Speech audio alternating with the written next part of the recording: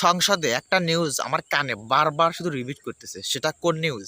আন্দালিব রহমান পার্থ ভাই একটা কথা বলছেন যে জামাতে ইসলামে মানে তাদের কথার বক্তব্যর মানে শুনতে শুনতে একটা কথা বলছেন, জামাতে ইসলাম তারা ইসলামের হুকুমত কায়েম করবে, ইসলামী ব্যবস্থা শাসন ব্যবস্থা তারা প্রতিষ্ঠিত করবে, কিন্তু শরিয়া আইন তারা বাস্তবায়ন করবে না।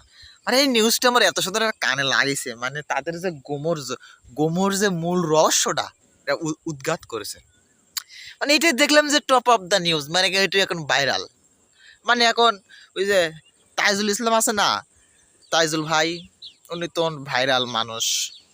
ওনার গতকালকে ওনার এটাকে আমি মানে ওনার পোস্ট ওনার ছবি ছাড়া ওনার ভিডিও ছাড়া আমি কোনো কিছু আর পাই নাই।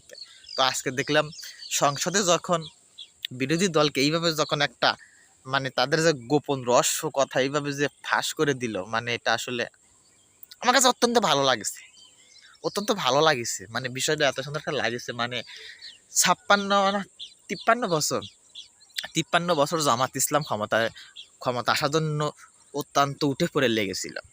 কখনো এই দলের সাথে, কখনো সেই দলের সাথে, কখনো 12 দল, কখনো 18 দল, কখনো 14 দল, কখনো 5 দল, কখনো 8 দল, এমন কোনো দল নাই। তারা কিন্তু অক্ষরে অক্ষরে কিন্তু এগিয়ে গেছে।